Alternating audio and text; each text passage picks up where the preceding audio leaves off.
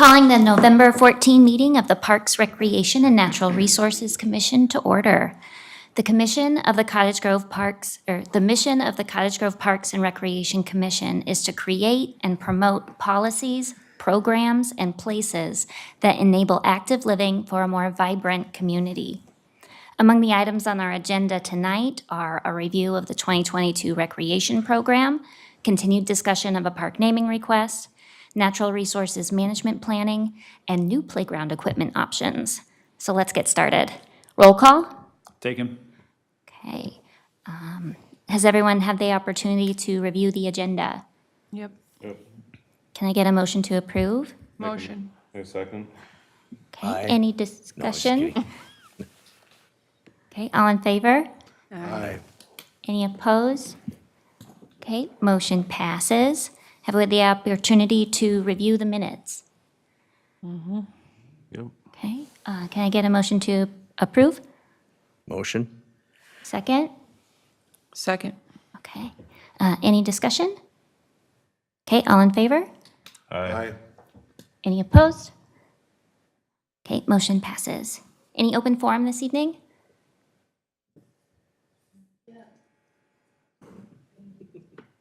None. Okay, and presentations? Thank you, Chair. Members of the Commission, we have a Recreation 2022 Program Review and Warming House Plan from our Recreation Services Manager, Molly Petrozewski. Good evening, everyone. How's everybody doing? Good. Good, ready for a first snowfall. So a little recap of our 2022 recreation program and events. And just kind of wanted to start with this slide, showing some staff pictures that we've had this year and just kind of remind everyone or take an opportunity to say that recreation is just myself and Brad.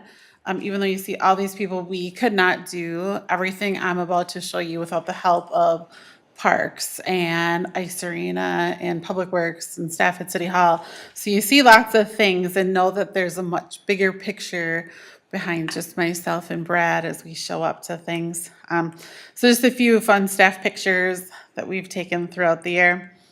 So I'll start off with our community events, which seems to be kind of a chunk of what we do that continues to expand every year.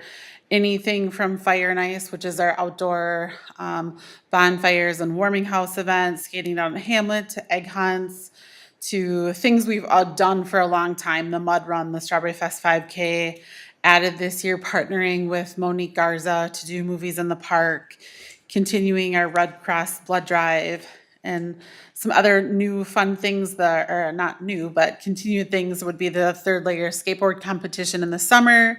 We've been partnering with Woodridge to do a zombie apocalypse run every year. The Halloween Spooktacular was a success again. And then last week, or the week before, last week we had the pumpkin chunk at Peter Thompson after the Halloween season. So community events, and this isn't really all of them either, continue to be a big chunk of what we do, some free for the community, some that require registrations. Next, a big piece of our services and spaces continue to be facility reservations. I know that's something we've been working on lately between recreation and parks to modify. Park reservations are up again this year. The use is just overwhelming some weekends. So we will be redoing kind of our formats next year. We continue with kayak rentals. The paddle boats are out for use. The splash pad is open. The warming houses are open. And then I'll bounce back to partnerships. Wag Farms is a great partnership for services and spaces, the bike park. And new this year, as you guys are aware, we've kind of started partnering with a group that's going to kind of help us manage the disc golf. Coming new here in a few weeks will be snowshoes. So that was something that we've budgeted this year. So they are in and accounted for. And so in the next couple of weeks, we will be retrofitting the kayak trailer. So we'll be taking the kayaks out, kind of redoing some branding on the front of it, and then utilizing the kayak trailer to rent snowshoes out of it this winter. First step will be Oakwood Park. it's kind of got some caveats. You need a lot of snow to snowshoe. It's not like, ooh, fun, fluffy snow, go. You need a lot of snow. We want to make sure we're not wrecking surfaces. So like we probably will never put it at Woodridge because of the playground there. So kind of going back and forth between like what's a good space that people would want to get out and maybe navigate a little bit more in the winter. So we've all kind of agreed to start at Oakwood, see how it goes. But the trailer is on wheels, so we could move it around. Program-based, space-based, user-based to see how things kind of go this winter. So we will be promoting that more in the upcoming weeks. Camps, clinics, and lessons. All of these this year, it was a first for us, were filled way in advance. Anything from tennis to archery, safety camp, adventure camp, hockey, skate lessons, fishing camp, all of this filled within like a couple weeks, which was kind of nice. We could really plan accordingly in the world we live in for supplies and staffing. Brad got a big matching grant, kind of like a buyer program for all brand new archery stuff. So he's been really excited to use that. The picture in the corner does show the new bows, lots of new targets, arrows. So we have really expanded our archery program this year. And that continues to fill every time we post something. No school days. So beyond the typical 12 weeks of summer at Hamlet, Hearthside, Pine Tree, Peter Thompson, and then during the Highway 61 camp, we also offer no school day programming during MEA break, winter break, and spring break, and those continue to fill pretty much as soon as we open them. So we just got done with MEA break, and now we are forward moving to winter break. I think it only has a few openings left, and then spring break. That's a video. I can't get rid of it. First time I tried. Pumpkin Chunk is done, but still to come this year, we have Hail to the Bird coming up Thanksgiving morning at Hamlet Park. The city continues to be a sponsor partner with that. Holiday Lights Tour, where you can enter your Holiday Lights address on the city's website, and then the city will create a map so that as families want to go out and see lights, it already pre-calculates a map for you starting here at City Hall. New this year, or expanded, we have what used to be our holiday lights, our tree lighting ceremony now is the hometown holiday celebration. It is going to be bigger, better than you can even imagine. Anything from live reindeer to multiple food trucks to kids' activities sponsored by local businesses and groups to a fire truck to bonfire pits to hay rides from the Hero Center and the Washington County Park buildings, because we're anticipating probably 500 cars. 1,200 people is kind of what we're thinking. So if you're going to park, we've also are working on to expand our parking into the Tanks Bean Farm over here. So we'll be doing wagon rides from those. So come and see Santa and Mrs. Claus out at the big chair. So we really appreciate all of that help. So it'll be a great big event. Followed up by kind of a two-part thing is the holiday train is finally back this year after a big break from COVID. We are continuing, though, to do our Fill a Fire Truck event for the Friends in Need food shelf, and then also collect donations for the holiday train, which also goes to the Friends in Need food shelf. So we are working on both of those events. They're out there on social media, so I encourage people to follow along. Come out for the night. Hopefully the weather is beautiful. Warming houses will open the Monday after Christmas, December 26th. That is also our kind of hopeful open date for the snowshoes as well. So all 8 warming houses will be back open this winter. And then like I mentioned, we have winter break, no school days during that Tuesday through Friday between Christmas and New Year's. Looking forward to 2023, just wanted to throw a few things out there. Facility reservations. I know that we're starting to get questions. People want to book their graduation parties, family reunions, picnics, and all that. We are going to start taking reservations for all of our park buildings and shelters as of February 1st. We are moving to a new rental block format. In the past, we're able to rent park buildings 11 to 3 p.m. and or 4 to 8 p.m.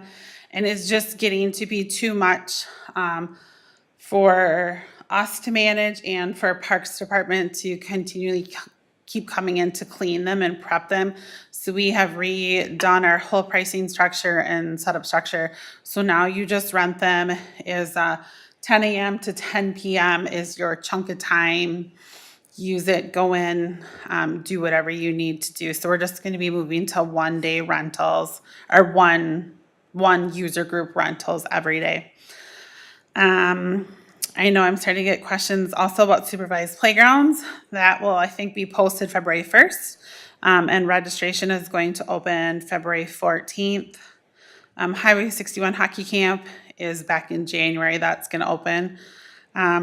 So also new this year that we have for several years hosted a 3-on-3 hockey league by a gentleman who has managed it. He is no longer doing it. So we have decided to take that over. We have been working since probably June on planning, programming, taking what we know as ice arena professionals, as programming professionals, as parents of kids who have played in it, the good, the bad, the ugly. And our league is going to be called the Grizzly League. So we are currently open for team registrations for that. Everything is on the website. There's a whole new dasher board in the South Rank. There's banners in the lobby. So we are working right now on just really pushing the league, pushing the information while we are in hockey season and have a captive audience in the lobby at the ice arena. By the end of next year, Glacial Valley room rentals will open, hopefully, or at least we'll have a plan in place to get that going, that new building up there. Brad has been working on updating our park website pages. It's been years since they've been updated with decent pictures, more like rental friendly. So like if you wanted to rent a building, you'll be able to see like what's inside of it, how you could set it up. So we are probably going to be in the next 2 weeks kind of making all of those live, but Brad's been working really hard on it. And then like I mentioned, the snowshoe rental program. I just wanted to give everybody a heads up on warming houses. Like I said, they will open the Monday after Christmas, December 26th. We are doing still a roaming site supervisor where they drive our city vehicles and they make it to each park hourly. The sites are listed on the top, but I also will throw out there that we, like everybody else in the world, are still hiring and have currently 4 open shifts.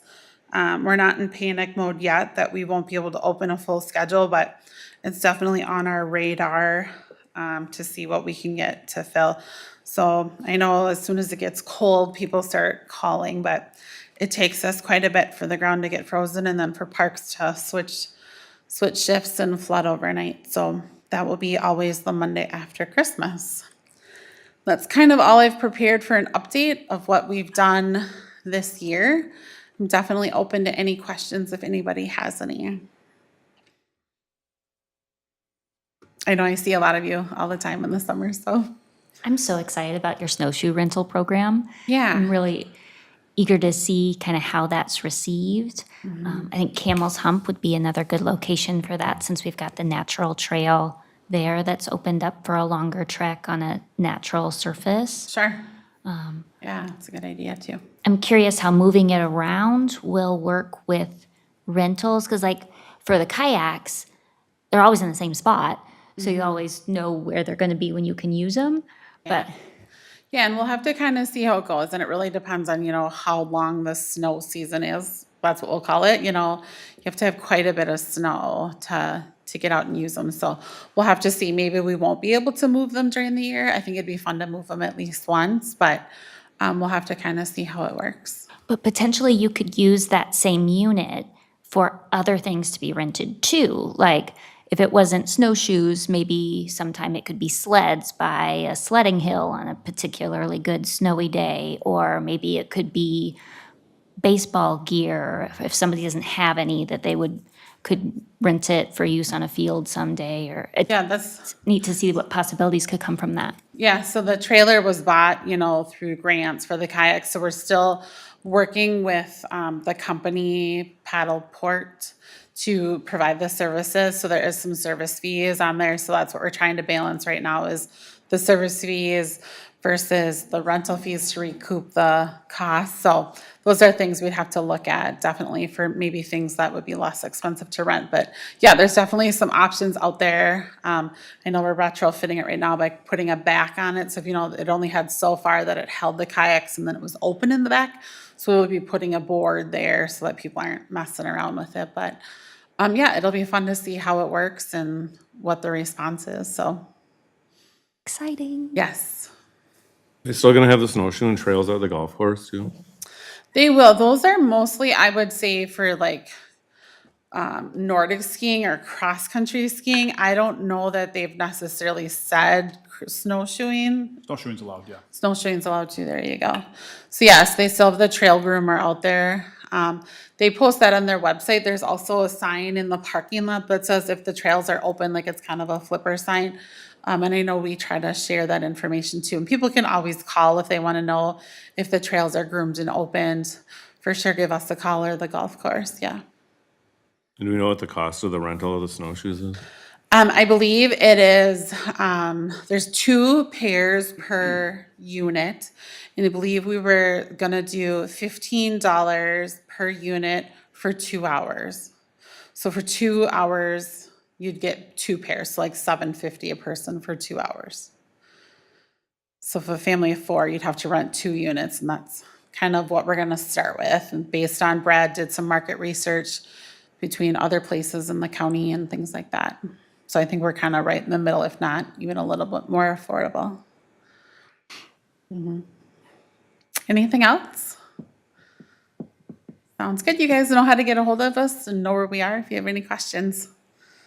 Thank you. Thank you. Thanks, Molly. Yep.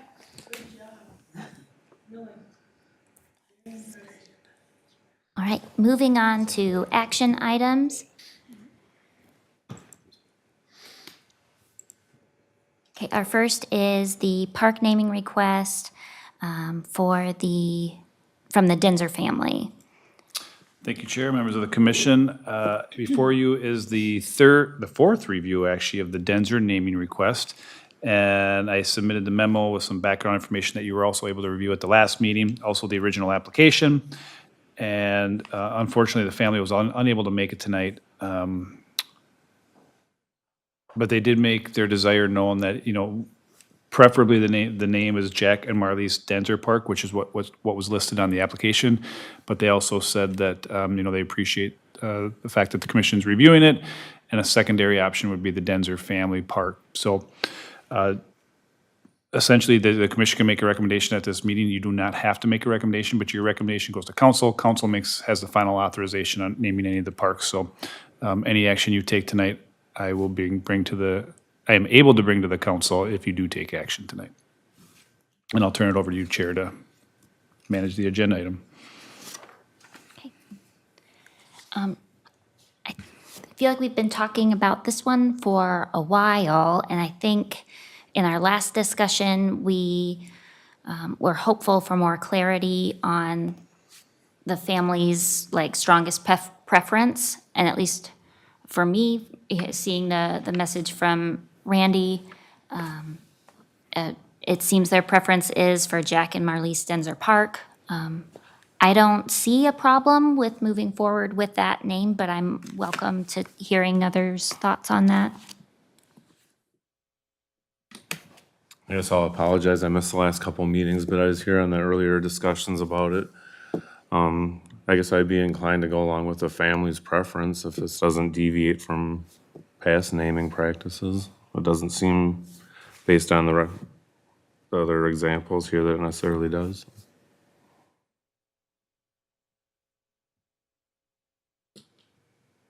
So, looking back, I remember we tabled it because we were waiting for a member of the family to clarify something.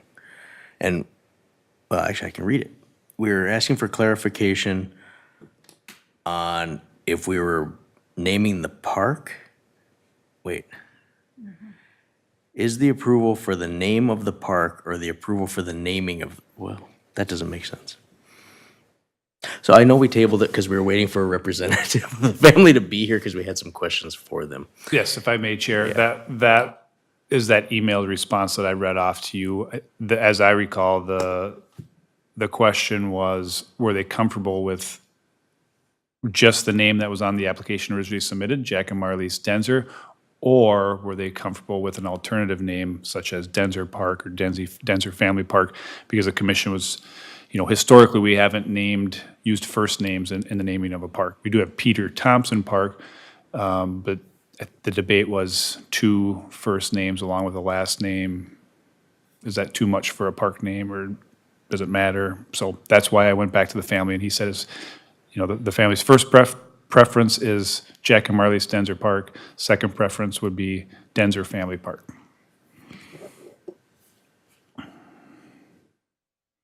Where's this one going to be located again? This is the future park off of 100th Street, I guess it'd be just south of Hadley Avenue, by that new North Point development, when a future neighborhood is built there. And then we talked about this park at the same time as we were talking about the Olson Family Park. Correct. I'm reading back through the minutes. We never really decided on first names for that park. Yes, so that item will most likely be back to you for the December meeting.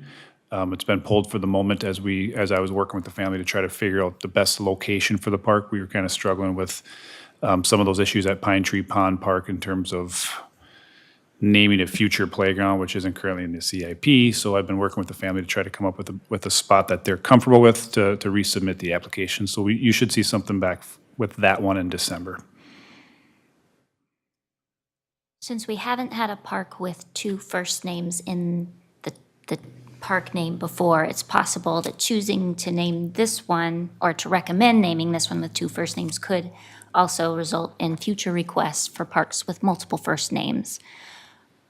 I guess my thought on that is we have some longer names of parks, like Hazen P. Moore's Park, that we usually call Hazen P. Like, it's nice to have a formal name that reflects the history or the contributions of individuals or whatever kind of inspired that name. And I think colloquially, people will shorten it as needed in conversations. But I kind of like the idea of including both names, since it's the family's preference and they both made significant contributions to the community.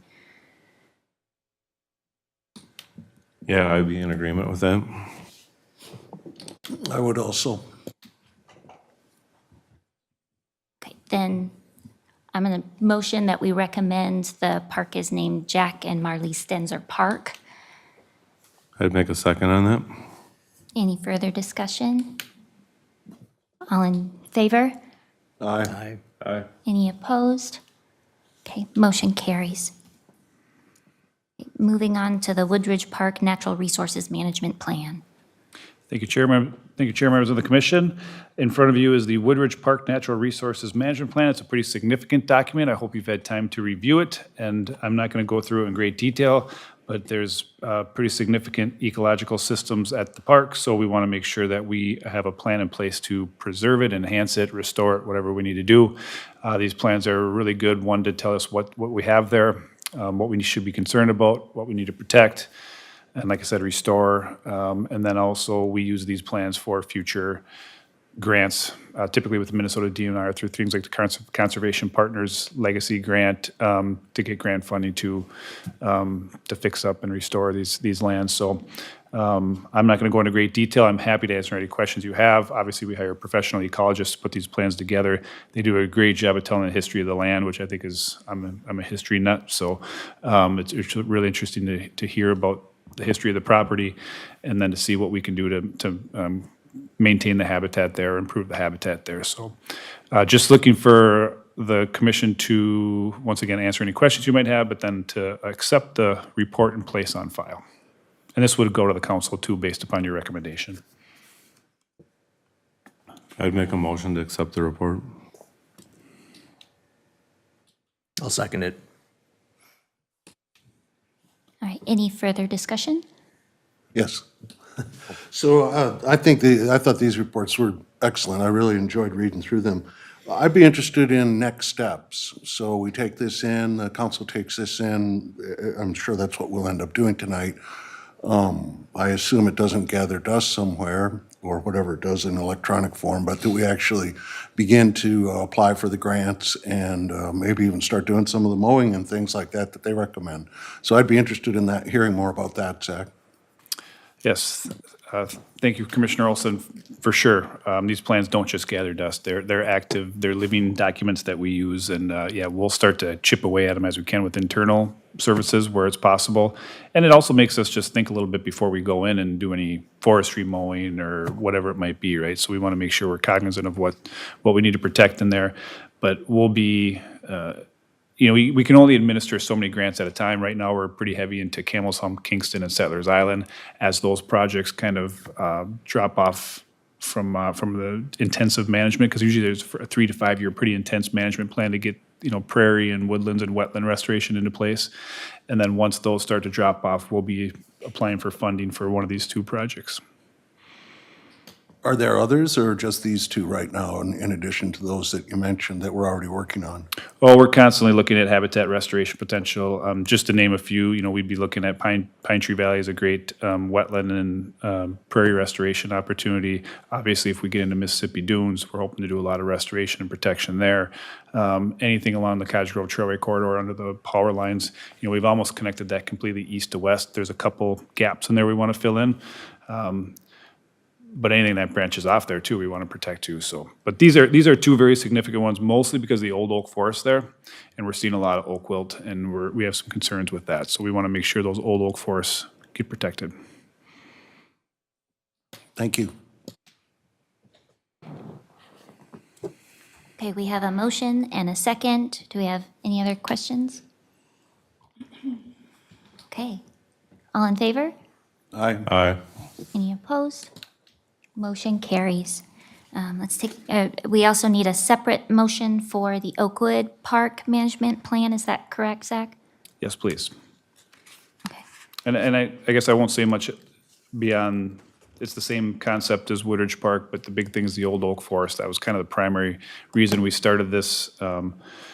We have 250-year-old oak trees at both of these parks, so that's what started the process and the consideration of these parks. But same concept, same type of plan, and same afterthought as to how we approach what we do with the plans afterwards.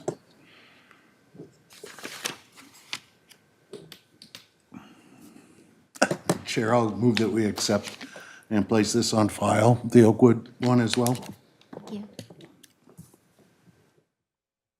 Second. Okay. Any discussion?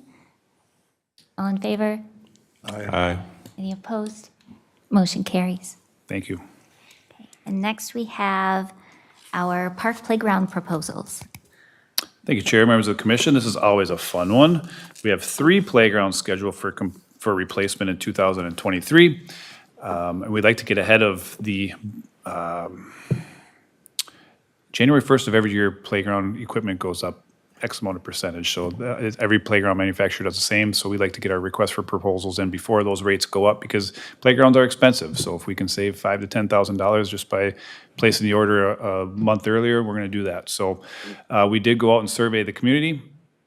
That information, the survey results are here. I think that we did that last time. That really helped guide some of your decision making. But please do remember, you guys have reviewed a lot of playgrounds, and you have a lot of good insight, and I think you've built a lot of really quality playgrounds, and sometimes it's just adding something here or there that makes a big difference. So you do not have to follow the survey results. They're just there to guide you. All the comments were in there as well. And the one thing I did want to add was towards the end, I added a second color chart that was not in the original color chart. And the only reason I did that is after we got the survey done, staff got together, we thought, we didn't give a lot of good color options. They were all the kind of the bright colors, and we didn't have much of the, more the natural colors. So I did add a whole nother sheet that the commission could consider for color options. And you don't have to choose those color palettes. We can do whatever we want with color. So anyways, I guess I won't go into great detail. I'm sure you probably have more questions, so I'll just kind of listen and answer questions as you might have them for the playgrounds for Peter Thompson, Ideal Park, and Pine Tree Pond Park. And we would like a recommendation on each of those of which playground and what colors you think you would like to see there. Zach, do you know which one I pushed so that the packet comes back up there, or it's not working? PC, Room PC? yeah. Did it work? No, that's my email. I was trying to pull up the packet. Just so that the ladies can see what we're Oh. looking at. It doesn't work that way. I Okay, I'll keep going. Go ahead. Sorry, I had to interrupt. I really appreciate the inclusion of the survey data. I think most of the responses will probably be people who visit those parks most frequently, and it's nice to have that additional input from the community. Because Peter Thompson is a supervised playground site, it would be cool to specifically get the kids' input who might not have the same access to a computer survey.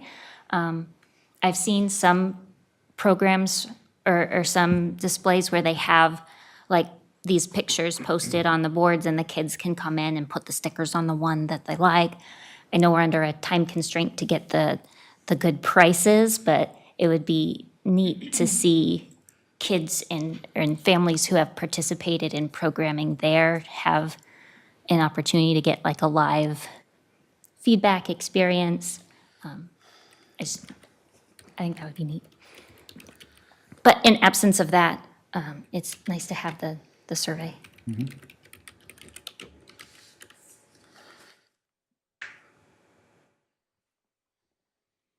Site by site, or? I think that would probably be easier since we have different designs per site too.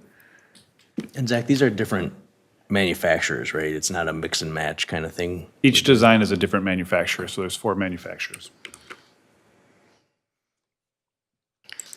All of which have units in Cottage Grove currently, at least 1 unit. What's going to be the surface? Are they going to be like wood chips? They will all be wood chips, yep. Yeah, poured in place is just too expensive for these budgets.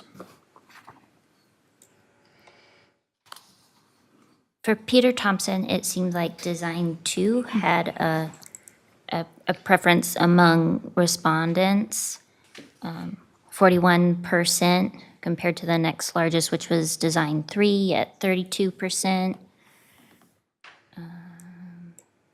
Yeah, it looked like Design 2 had a bigger swing set area and it was a little bit farther offset from the rest of the equipment, which would be nice. I think Design 2 and Design 4 have the most swings, which is what we constantly hear about, is more Yeah. swings. Molly, is there one that like stuck out in your mind for supervised playground? Like since you are involved with that? If, I don't know if you had a chance to look at them or not, but. I've looked at them. Yeah, but this is your guys. I know, I'm just wondering like what your thought, like since you're involved in that, like obviously we don't have time to get a kid's input. So I think it would be nice to hear like a staff's input, like since they're the ones running it, like what they think. Yeah, so Or what's like the age range at that park? yeah, so obviously when we look at them, where they're places that we know we have programming, it's lots of, like where are the kids gonna, dive into, where are they gonna hang out, kind of how many games can we play, different versions of tag. But I think they're all, we talked about it internally as staff before we sent, along with, and then sent that along with the requests. So I wouldn't say there's any that like we wouldn't pick, but if you're asking like me, I would probably say Design 3. I think there's lots of cool little hangout nooks up and down, different ages. Was kind of what I think is what we liked in the office. Zach, if Design 3, can a bigger swing area be added to that one? Because it's only showing 2 swings and then like a baby swing. So can something more be added to that? I would think we could add a, And still stay within I would think so. budget? I would think so, yeah. So my vote was for 3 also, only because of all of like the different things that there are. There's like a little zip line kind of thing. There's still the little kid area. There's like things that they have to climb. That was my choice as well, but with a different color scheme. People had noted like they wanted like the natural color scheme, and that's one of my preferences also. And I liked the tree house one of the extra ones that you added, Zach, Of the colors. of the color scheme, because that one was like the greens, dark greens, light greens, browns kind of thing. I know it wasn't one that was voted for, but Which was that one, Sam? it was number 3. I just like that there was like the small little kid area. There's things like for them to climb. There's the little miniature zip line, kind of like, not a zip line, but you know what I mean? Like the thing that they have to slide across. Yeah, I guess the color I was talking about. Oh, yeah, it's at the very bottom. So if you scroll past all of the pictures, there's like 2 sheets of extra added colors. And I liked the treehouse one. It's beige, brown, green, and lime. I thought that would be pretty, or not pretty, it'd be cool. Because playgrounds are cool, not pretty. I just want to say Samantha was on the Inclusive Playground Task Force, and if I had $1 for every meeting we spent talking about playground colors, we could both retire. Playground colors is hard. It's hard. One of, This is design 3, the one that we're talking about. something that's missing in design 3 for me is some more of that shade cover. Oh, yeah. And that was another thing that was mentioned in the comments. There wasn't a lot of shade in any of them, though. And Peter Thompson, those trees are still pretty young around that, aren't they? So there's not a lot of natural shade there. We can look at, we added a couple of shade units at Hidden Valley for a pretty nominal cost. And I've told the commission before, when I do the request for proposals, I do leave some money in there for specific requests, you know, as long as they're fairly nominal, and I think shade and an extra swing could probably fit within there.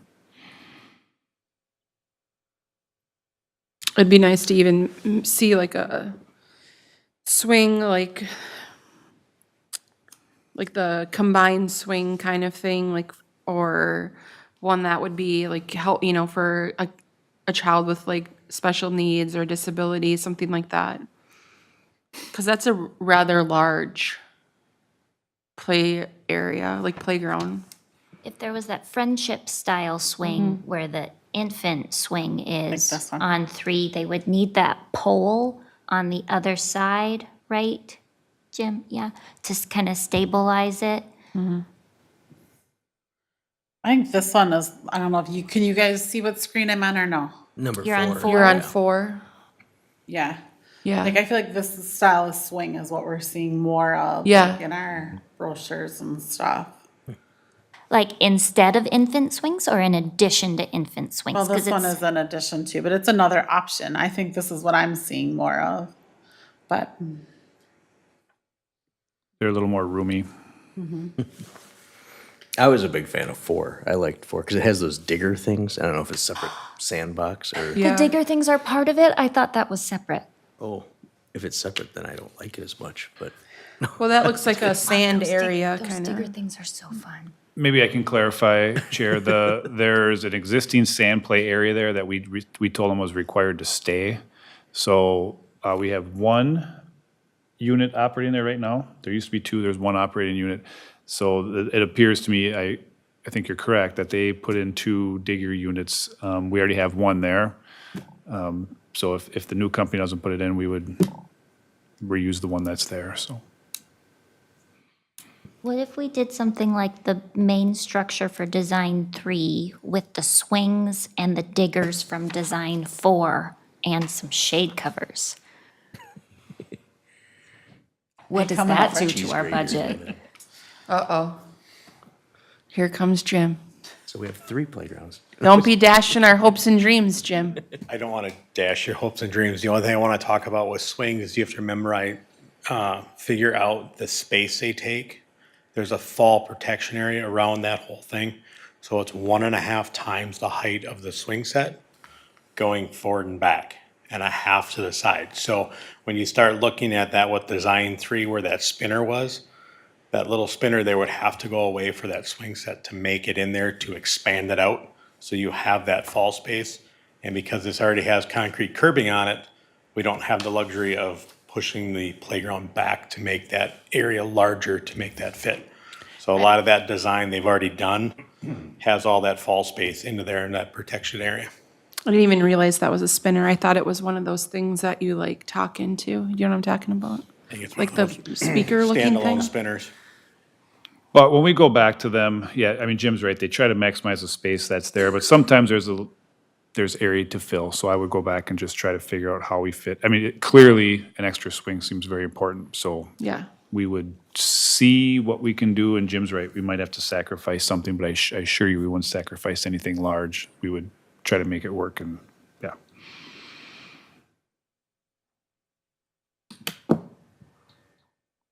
So does it sound like we're all leaning towards number 3 then? That's my vote. With extra swing and diggers. So what I'm hearing, I guess, well, I'll let you make a motion. But what I heard, number 3 is the preferred option. See if we can get an additional swing. Perhaps one of them's a friendship swing. Look for additional shade. And then we'll examine what we have for diggers and see if we need to add another one. I think shade is a necessity, right? Like, that seems to be a big deal, and that park's pretty open. So hopefully they can add it someplace in there. So, if someone So do wants we to make a motion to, like, You could make a motion with my comments, a motion for number 3 with my comments. They're on the record. and then will they like, will you submit that and then they send it back for, or do we not get to, like, so tonight is like, we just don't get to see it again? Or you send them what we say and then they come back with something else? Assuming I can, yeah, I mean, they'll redo the design. I can certainly bring that back to you, but typically I can get us to where we need to be. But it starts with a phone call and just explain what we want. They come back with a second design. As long as I think it meets the needs of the commission, then I place the order before Okay. December 31st. I essentially. motion for design 3 with Zach's comments. Is that what I'm supposed to say? Okay. Got it. I would second that. Any further discussion? All in favor? Aye. Opposed? Motion carries. Moving on to Pine Tree Pond.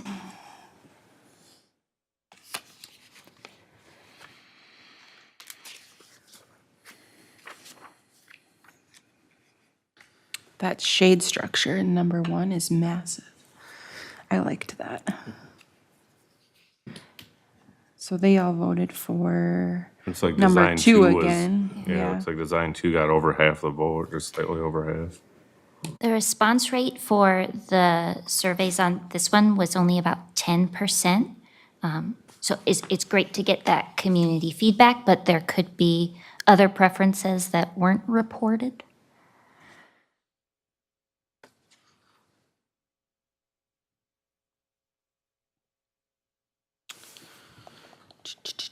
I did note in the comments, there's a request for a twisty slide.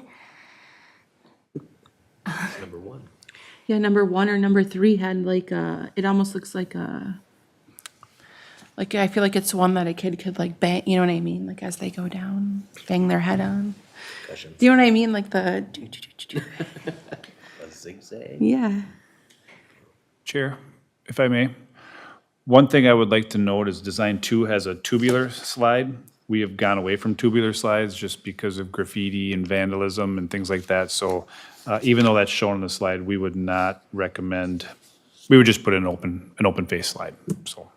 Could that one be the curvy slide that people Tall want? enough to corkscrew? I do not, I don't know. I don't know what the fall space for that is, but it looks like it would probably fit.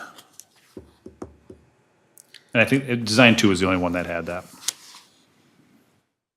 Design 4 had a tube as well. We'd probably look at doing something different there, just a tube connection tunnel. Well, 3 has a tube also, doesn't it? 3 does as well, yeah. So anytime you see those, and we'll put something in between there, that's cool. I mean, some sort of a walking bridge or something, but just anywhere where people can hide and do bad things. I liked 2 minus the tube. And my input on colors is that we pick a color that's not at a playground, like a different color scheme. Like, I feel like a lot of, you know what I mean, like something different that we haven't used yet. Because the ones in the options, right, I think we've used a couple of those. What about Sultan, the purple and blue one? Yeah, that one was nice. It would just be nice to have something different. Which one did you say, Susie? Sultan. It's on those extra pages that Zach sent, so you have to keep going down. All the way it's all the way at the end. You know what page that's on? It's on page 124. Yep, keep going. All right, so And then it's a little bit more up. It's right there, yeah, Sultan. And then I thought that one or the Mardi Gras was kind of cool. Yeah. Is it true, though, that the yellow equipment attracts more bees? I've never heard that. Okay. Then I maybe do it's know not true. reds and purples fade, but Dashing our hopes and dreams, one comment at a With time. design 2, just the kidding. it takes a bench while. is not facing the playground. And I wasn't sure why, but I would like the bench to face the playground. Wait, what? Yes, the bench will face the playground. looks like it is right here. Well, she's sitting next to it and looking out on the grass, which is fine if they're over there, but mostly they're on the playground and Not our want to see kids. them. Yeah, she doesn't care. I'm kidding. It'll be facing the playground. So I like design 1 because it's got the little house that I think were pretty Yeah, popular. that was cute too. And I'm very colorblind, so I'm going to bow out of the color discussion. So I noticed that, I think is it this playground or the next one? Well, maybe it's Ideal. Hold on, hold that thought. Oh, yeah, never mind. I think it's the next one.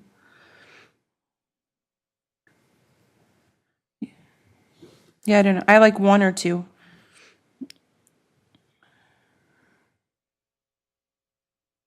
I do like the cute little area, like the house area is cute.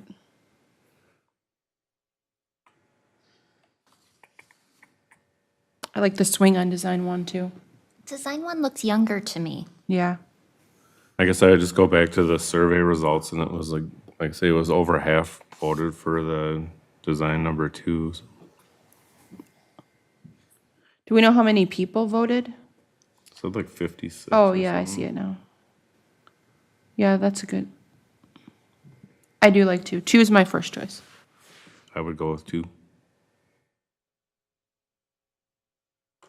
Is that a motion? I don't think so. Anyone else? You haven't, what are your thoughts? Nothing? I would make a motion for design number 2. I'll second. Any further discussion? Do you need to name a color? Yeah, do we need to pick a color? Yeah, but let's get the playground first, and then maybe we'll do color second. Yeah, I like 2. It's cute. Oh, all in favor? Aye. Okay. Opposed? Okay, we picked design 2 for that park. Do you need a separate vote for color? Sure. I don't like picking colors either, so make it very What? clear to me. Although we don't have this Yeah, color they're- anywhere. Do we have any other parks that are purple and blue? We had one purple one and we painted over it. So you don't currently have a purple park? Purple fades. How That's the only fast? bad. Does it like fade into pink or like what happens Yeah, to like it? an off pink, yeah. 5 years? I've never been a big purple. It just seems like we struggle to maintain purple. Is it the- So I hate to get involved in colors. I Yeah. really do. Jim, is it like the plastic part, like, so like the shaded, like the plastic shade structure over the top, is that like what would fade? Or is it like the poles? Did you Most say of it's the both? plastic areas that fade. So like this, right? Yeah, but then what about Mardi Gras? Because that has purple in it also, but that's on the pole, so that's probably metal instead of plastic? It'll still fade some, but it won't fade as quickly as the plastic does. What happens when it fades? It just stays that way until you replace it? Yeah, it just doesn't fade evenly, though. It depends on, the angle of the sun. So you'll have some areas lighter and darker.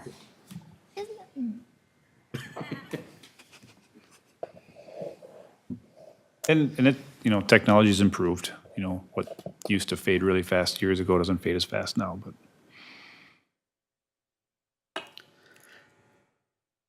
So you're thinking Mardi Gras? I like both. Got another playground. Eric? What do you got? Anyone? Purple, yellow?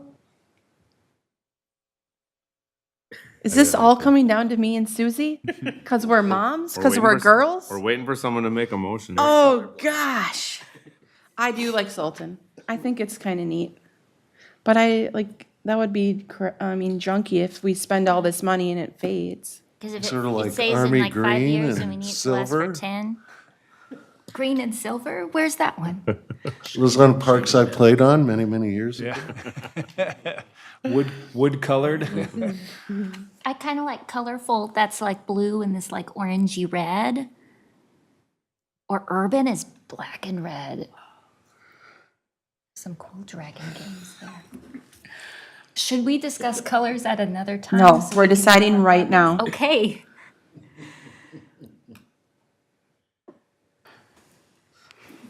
Okay, the last one was treehouse, so that one was more neutral, like natural colors, so maybe we should do something totally opposite, like the Mardi Gras or the neon, which does not have purple. Okay, my vote's for Mardi Gras. I'll second that. Other discussion? I went to Mardi Gras once and I liked it. It was a lot of fun. See? Look at All in us making favor? decisions. Aye. Aye.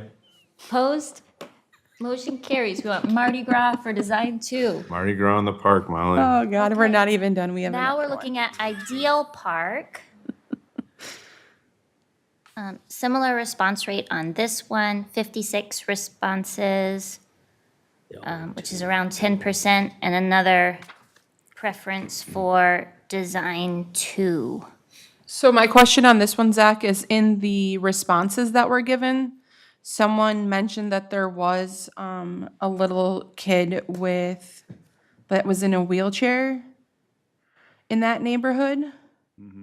Is there, does that one have to be wood chips? Because then it's not very accessible, right?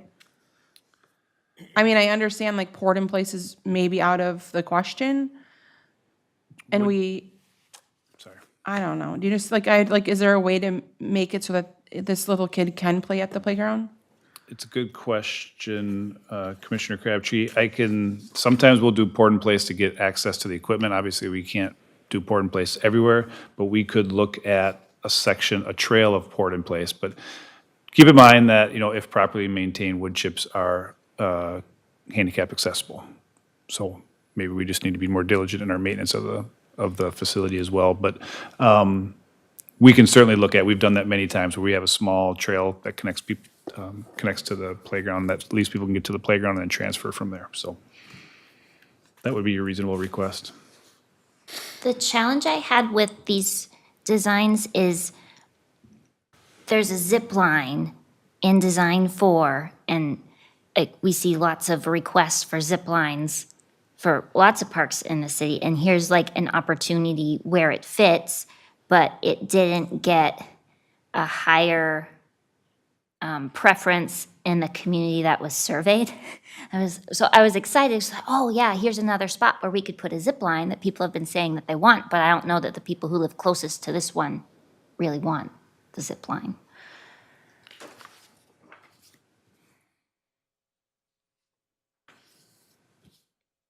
I liked that one too, the design 4. It just seems like something's missing though.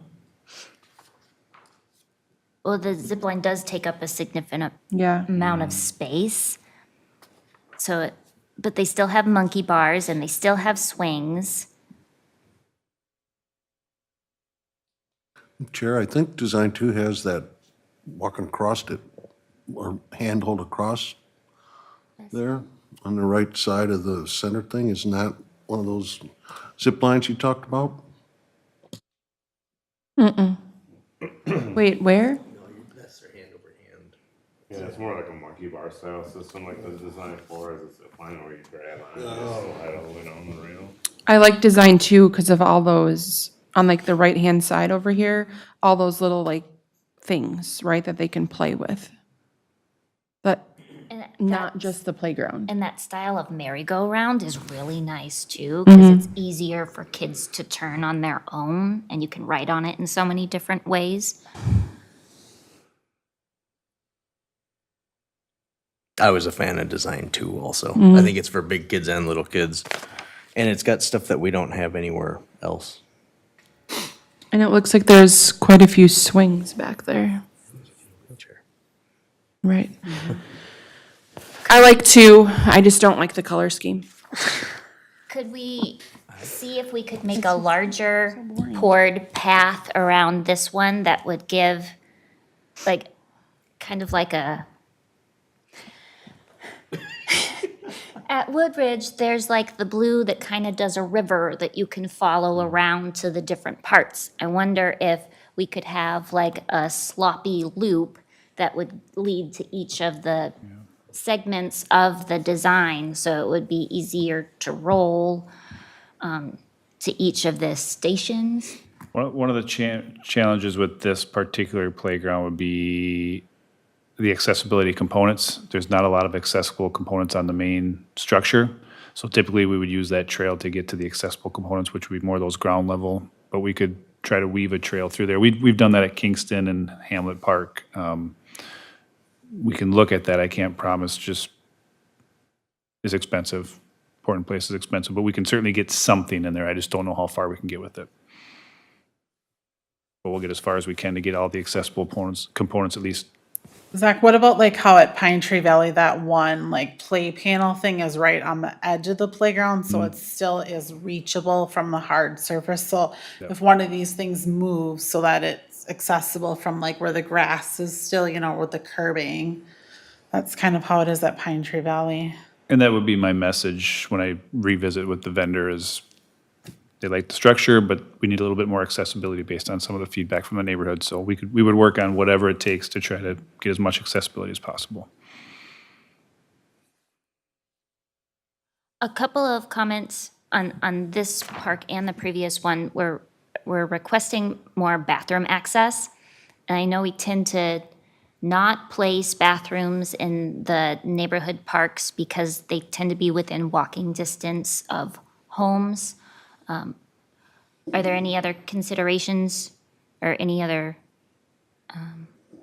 would it be possible to add bathrooms if there was a higher community request for them? It all depends on the situation, Chair Brown. I mean, Pine Tree Pond is a good example of actually where we did put in a portable restroom because of the request from the neighborhood. So it all depends on requests for the neighborhood, and then we kind of, as gross as it sounds, we monitor use and see if it's actually getting used.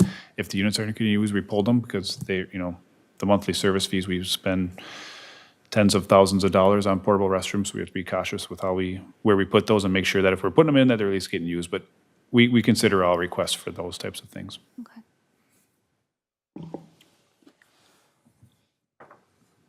Okay.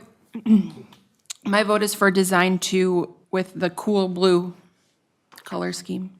Is that the one that's currently on there? I don't think so. I like the colors that are on there because it looks like it's space themed, and that dark blue, it looks spacey to me. The dark blue is in the cool blue one too.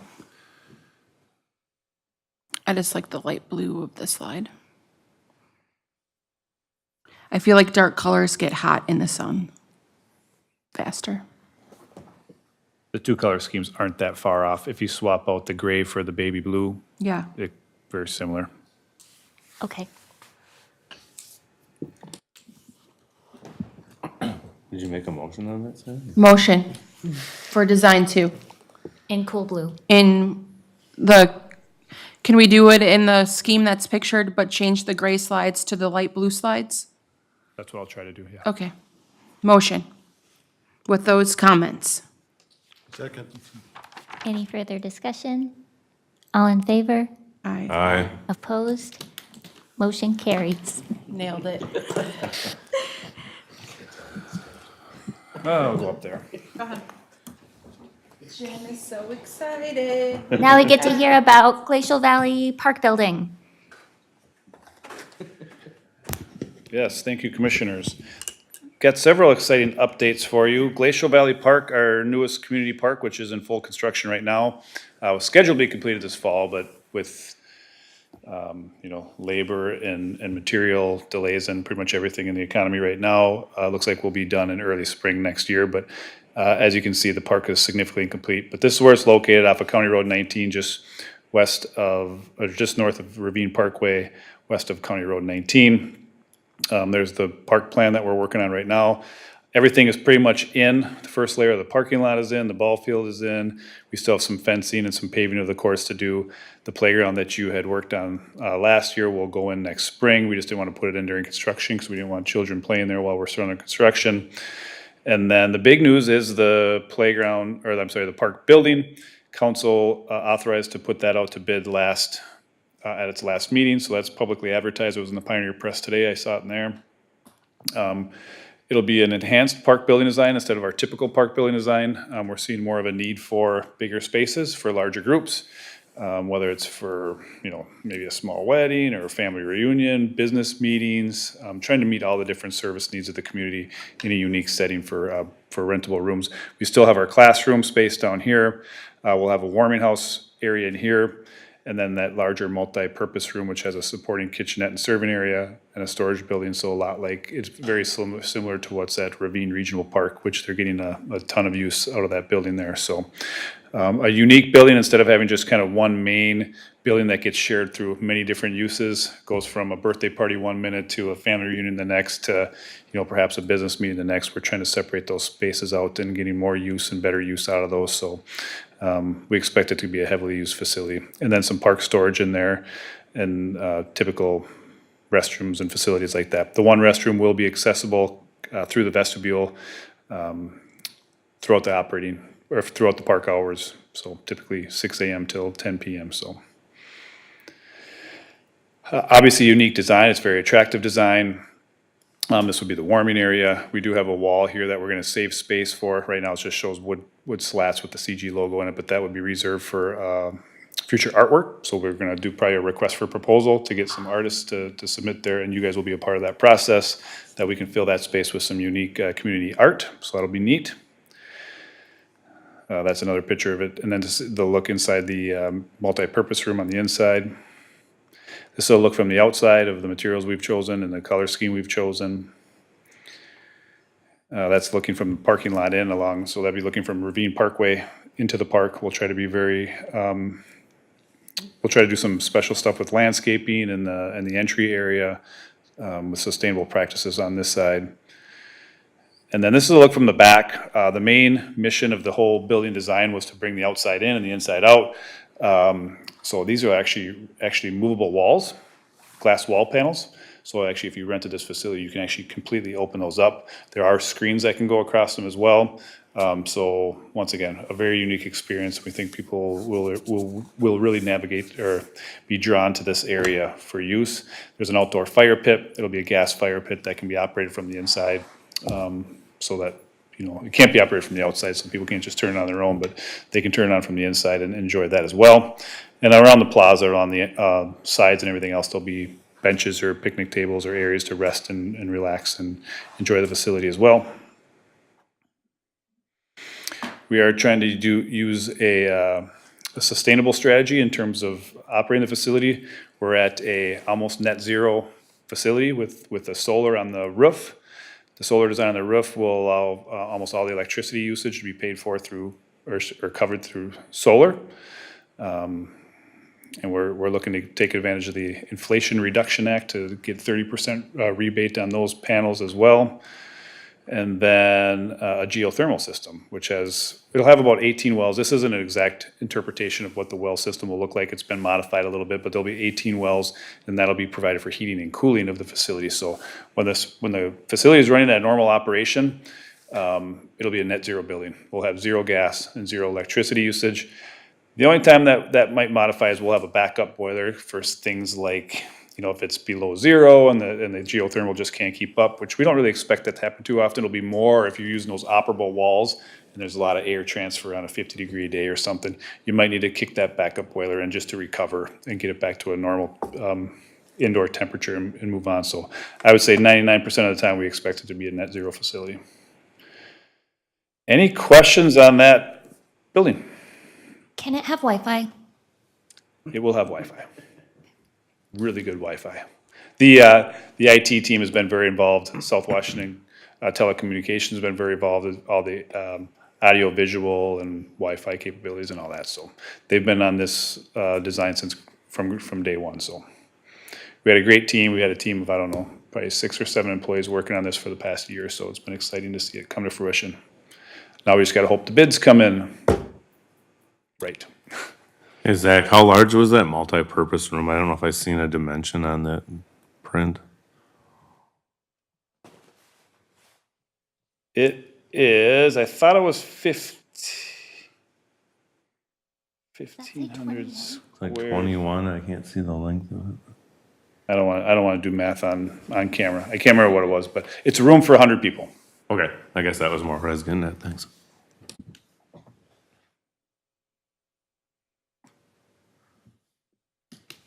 Charlotte would like me to tell you if the process could be sped up, that would be great. She so badly wants to play softball there for some reason. Sounds like we have a future youth parks commissioner. Yeah, if that's what you want to call it. We're on it. That's it for the Glacial Valley building. Moving on to Reimagining Recreation survey results. The commission was involved with trying to engage the community and getting some information back on what the community wanted to see. A lot of this started after the community center vote and just going back out to the community and saying, okay, we have all these different surveys that people appreciate and love Parks and Recreation in Cottage Grove. So what is it, what else, or what is it you envision for the future of Parks and Recreation in Cottage Grove? So we sent out a bunch of surveys, did a bunch of Facebook postings. We were out at events across the community, all sorts of different events, trying to engage people and just saying, okay, what now? What is it that you see for the future of Parks and Recreation in Cottage Grove, especially as the community grows, because we'll have opportunities to build new parks and new neighborhoods and things like that. So I just submitted this information for your review. We've been using this to transition that into some park master planning, which you'll see before too long. So right now we have about 5 parks we're working on to try to incorporate these ideas into those existing and future parks. So doing some master planning with that, and we'll get that information back to the commission for review. But I guess I just wanted to get this data in front of you to see if you had any questions, comments, or concerns on it. When people responded to the survey, this was the one that was the one question, right? No, there was multiple questions. There's multiple questions? Yeah. Okay. When people responded, was there a connection to their address or any kind of demographic information? I don't recall if there was demographic information. I don't think there was. Okay. I think you had to have your address in there, but I don't think there was your age or anything else like that. Okay.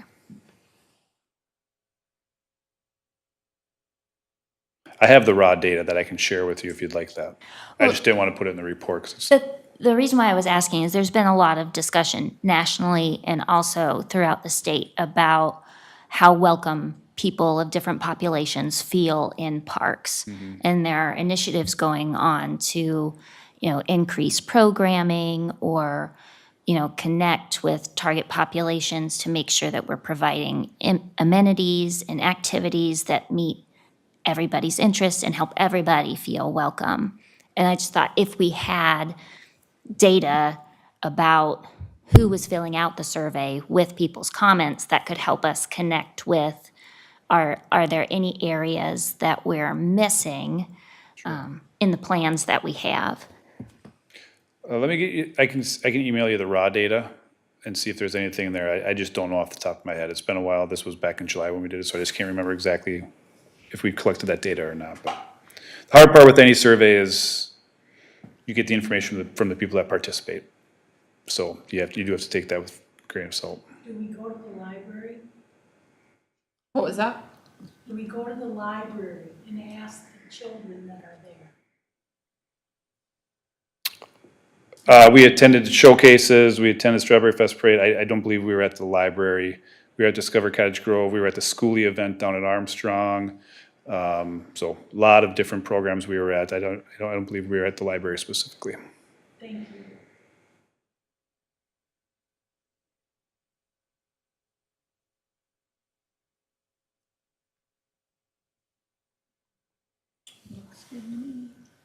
Okay. Yeah. Yeah, all the events we had really good feedback. So they were fun to participate in and really connect with the people, so. And there was a pretty consistent message, I thought, across the board for what people wanted, so. Okay. Moving on to the River Oaks Golf Course, another item where we just recently went out for bid on this, and the council will be considering authorizing the bid on Wednesday night of this week. So it's for the golf course irrigation replacement project. Just in summary, we have the original irrigation system from 1989. It's failing rapidly. It has PVC system that's just deteriorating. PVC doesn't last forever. So as the system pumps water through, it's just kind of constantly breaking. And our crews are out there spending a lot of time underground trying to fix those systems. And it's just getting to the point where the labor and the material costs are through the roof, and it's just not performing the way it should be. We believe we're losing a lot of water underground as well, just because you don't see the actual leaks until they come to the ground. Well, there's probably a lot of water going down that we don't even see. So at the end of the day, without an irrigation system, a golf course just doesn't operate. So this is something that we've been talking about replacing for probably about 15 years. And now we've put the plans together to try to make it happen. So I think we've pushed it off quite a while, and now the system's just keeps failing. And now we actually have the pump station, which pumps out of the irrigation pond. One of those pumps has now failed as well. So there's 3 pumps, one of them has failed. So it's just kind of one of those, it's just time for things to be replaced. We're going to try to convert we would be converting, if passed by council, we'd be converting from PVC piping to high density polyethylene piping, which has about a 50-year life expectancy. It's all fused piping.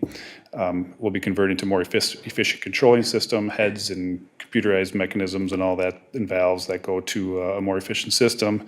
And then same thing with mechanical systems, the pump station and things like that, getting the water to the actual golf course will all be upgraded. If approved, the irrigation schedule would be in the winter of 2003, we would start replacing the pump station, perhaps spring of 2023, depending on if we can get the materials. And then July through October 2023, the irrigation system would actually be replaced. There would be no course closure. We probably would have to close a hole at a time, and we would adjust the golf rates accordingly to make that happen. The irrigation budget is a $2.5 million budget.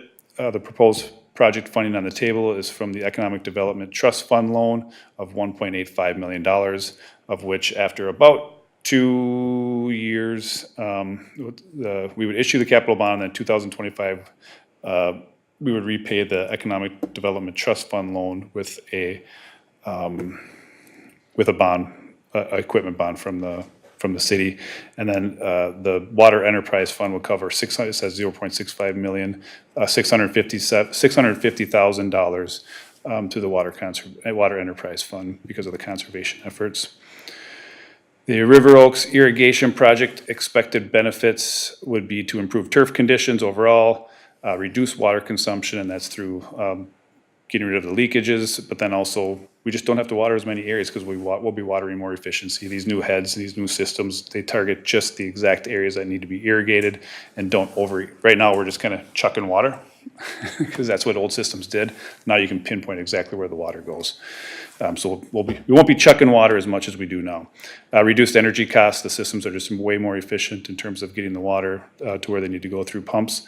And then reduced labor and material costs. Obviously, we're in the ground a lot. We don't expect to be in the ground for many, many years once this system is in. Increased operational efficiencies. and then a 30-year plus irrigation system infrastructure. So this system would take us well into the future for the golf course. Any questions on that project?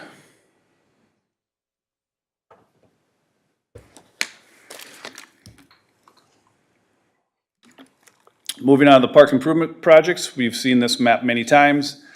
Just want to give you some updates. Really no new updates on the native habitat restoration areas. Those are still active. Hamlet Park building is complete at this time. Hearthside Park, we did have a little bit of a hiccup in getting those courts resurfaced. So the tennis courts are surfaced. The basketball courts will be surfaced next spring. We had a lot of fencing issues there, which fencing with contractors this year has been hard across all projects, but we did get that up. The basketball standards are up. No. Basketball court will be open next spring. Tennis courts are open. Let's see. Oakwood Park is complete. We had that grand opening in October. Playground improvements are all in. Meadowgrass was the last one to go in. That one was in. I'm sorry, Highlands.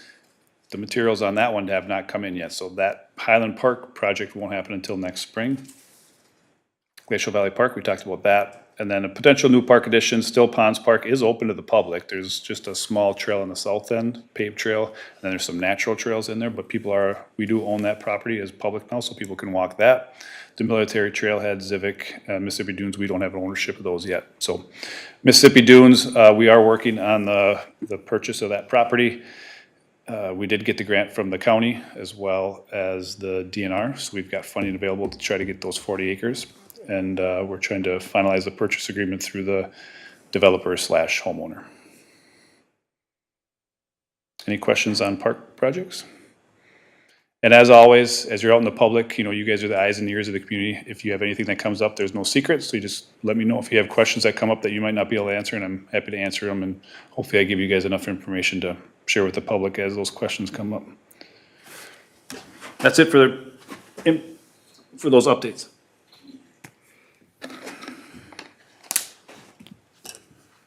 Okay, next we have the Shepard Farm Programming Outreach and Fundraiser. Hello again, I'm back. So I had the opportunity last month to attend the planning meeting out at Shepard's Farm. It was a cold, rainy, snowy winter night, but we still went.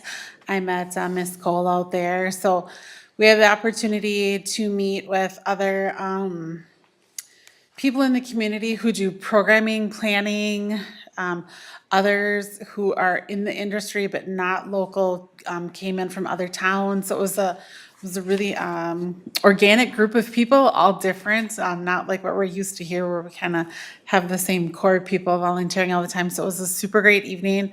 We were able to go around the property with their hosts, their leaders, the farmer on site, and see all the changes that they've made, the updates they've made, and kind of hear what's going on. So the biggest thing that they have thus completed is the new barn area that you can see mostly from the corner there of 70th and Jamaica, right on that roundabout corner there. It's very cool. If you ever have the opportunity to go walk up there on a weekend, the barn is open. It's got steps up. How it's built is, to face the wind. They've got the screen with all the hay. The hay goes floor to ceiling to block the wind. So when the animals come up, they're totally protected in there. And I peeked on my way in tonight and I'm like, oh, yep, they're all in there. There's a unique walkway up top so kids can really get up there and have a different unique aspect looking down over the animals. So lots of fun things like that. I think I was there like 3 hours and I could have stayed like 10 more. I've asked Zach for his spot on the committee. I'm so in. Lots of really cool things they're doing, lots of just great ideas that they have that I think will be amazing for us as a city and as a community to be involved in, and kind of me personally, professionally, to go along with the process. Like, I'm super excited. So the next steps that they're going to start kind of zeroing in on now that the barn is done, the trails are kind of done, is cleaning up like the wooded area, continuing to work on the on the gardens, people can rent, the beekeeping stations, people can rent and do. But the next things will be a community greenhouse is like their next big project they want to investigate. And then also looking into like an app or something on a website so that you can zero in on where you are on the property, and it will tell a historical story about how this could be used, 100 years ago, and how we're going to use this today to make coal for people and different things like that. So that's what we're going to start working on next, is kind of zeroing in on those two things, a community greenhouse and then some sort of like QR code scanning, historical storytelling component to the property. So I know, Susie, I think you're on that list to attend those. So any questions, I don't know a lot about it yet, but I can definitely bring things back to the group if you have questions or are seeing things. I know they had a big Halloween event 2 weeks ago that was very successful. They were very happy with it. It brought a lot of people from our community and outside onto the property. So I think things are going to go pretty fast now. I know it's been slow, but their slowness is really methodical. It's really thought out. It's not because they're lollygagging and taking their time. They are very, very thoughtful in every step of every process. So there's like zero waste. There's zero missed opportunities. So I really enjoy it so far. So if you ever have questions, feel free to reach out, or you see something happening and want to know, I can definitely ask. But that's the update where we're at right now. And Chair, I can add, I was at the event, my Lions Club, I was operating the food stand for them. There was over 1,300 people at the Fall Festival, which was an amazing turnout. It was a beautiful day. And I know we raised over $1,000 in like 4 hours, and we donated all the money back for a future turkey coop, so that was cool. So it was a very neat event, and I was wowed by how many people showed up. So there's a lot of interest in that property and programming they're gonna do. Yeah. Thank you. Thanks, Molly. Next, we have commission comments.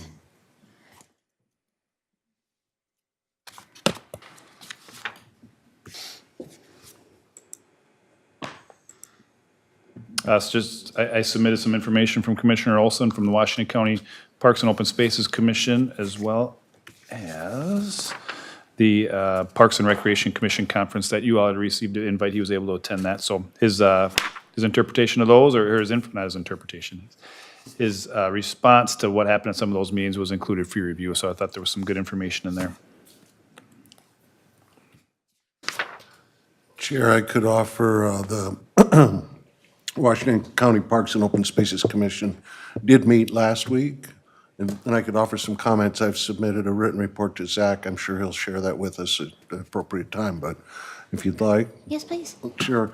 So part of our meeting was to just update about the land and water legacy, which is it's really an interesting program, and actually they're spent most of the money.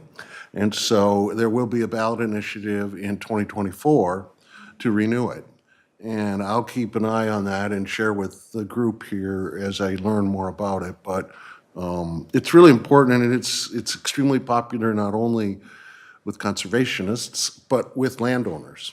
And they have also, it's pretty amazing the people they partner with in order to get these things to happen. So it's just been a really, really successful program, and I would hope that we would get it renewed in 2024.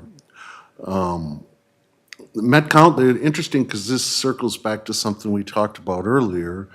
Met Council was there, and that was really the bulk of the meeting, was to go through surveys that they did in 2021, and it's really extensive. But what was interesting to me is utilization of the regional parks. So county-run parks in the metropolitan area, it does not match demographics. And it's really kind of a startling difference. In other words, whether it's young people versus old people, the numbers don't match up. So people aren't using it equally. And so they're studying it, and what's equally fascinating to me is that is part of what drives funding for the counties and other implementing organizations from the MEC Council, is those utilization rates. We also went through a pretty extensive review of their CIP or capital improvement plan. And I've listed a number of projects. I won't go through them all, but it's the projects they completed in 2022 and the ones that are on plan for 2023. Other thing I would just offer is they still are having outside activities at the county parks, birding hikes, star hikes at night and things like that. And historic tours are on again at the courthouse in Stillwater. And there won't be another one of those meetings until January. So Well, thanks for keeping us updated on those activities. You're in the- welcome. In the county. Okay. And Madam Chair, there is no council representative tonight, but I did include the agendas from the previous meetings up till the last time we met. If you have questions, I could try to answer them, but I can't guarantee, but I'm certainly willing to try to answer anything you have, or I can take it back to our council liaison and get the information for you.